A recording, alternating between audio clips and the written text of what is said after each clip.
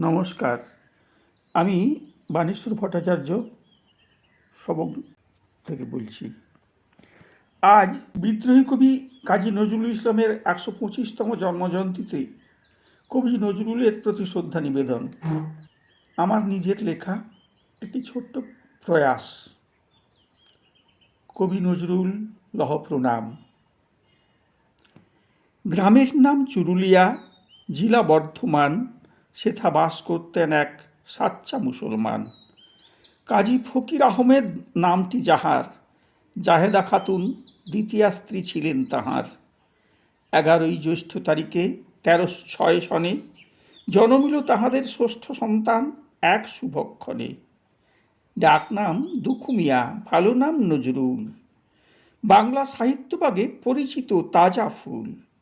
ক্রমেই বর্ণে সৌরভে সে কুসুম হল বিকশিত। কুসংস্কারের শিকল ছেঁড়া তাঁর জীবনের ব্রত। শিশুকাল হতে ঘাতে প্রতিঘাতে হয়েছেন বড় তিনি।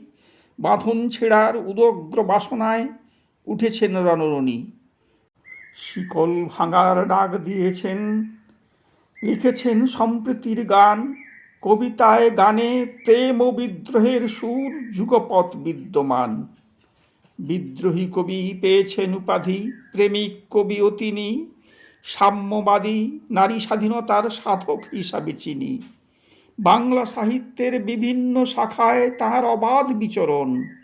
জন্মদিনেই লহ হে প্রণাম, নজরুল মহাজীবন।